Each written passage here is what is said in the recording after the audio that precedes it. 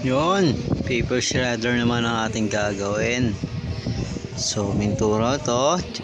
Check natin ngayon kung anong problema nito. Sana basic lang. Okay, update na lang mamaya. Bye!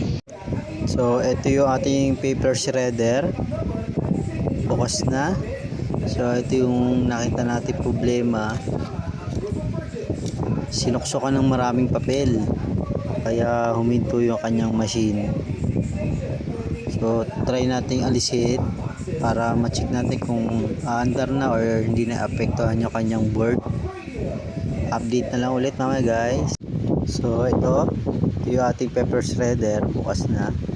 So ito yung naging cause ng paghinto niya. Ito yung makapal na papel na yan. Dapat hindi pinupuno or padalawa-dalawa lang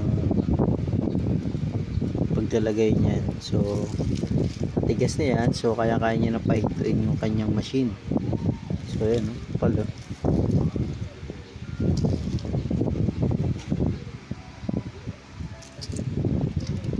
So ito pa yung iba, ang bulon siya, ang bulunan eh.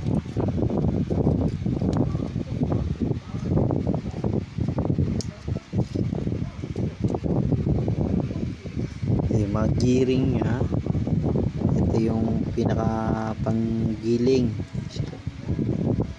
talim nya yan. So dito na ulit mamaya pagka okay na, testing pa natin ito mamaya. Bye guys. So ayun guys, okay na. So testing tayo. So papasok ko lang tong papel dito. Pasok natin papel. Yan. So, gumagana na siya. Tingnan natin. Mamatay. Balik natin yung papel. So, yun. Gumagana na guys.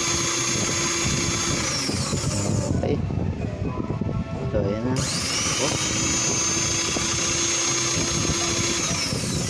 Automatic ang ating shredder. Once na ilapit mo to yan sa sensor nya, gagana.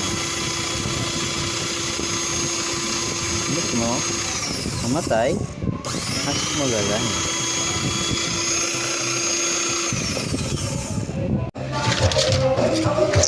So ito guys, update dito sa ating paper shredder. So working na siya.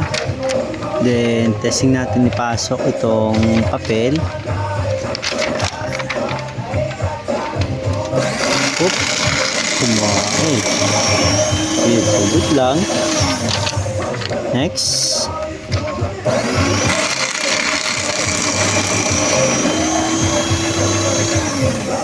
So, okay na yung ating paper shredder. Hey guys, thank you.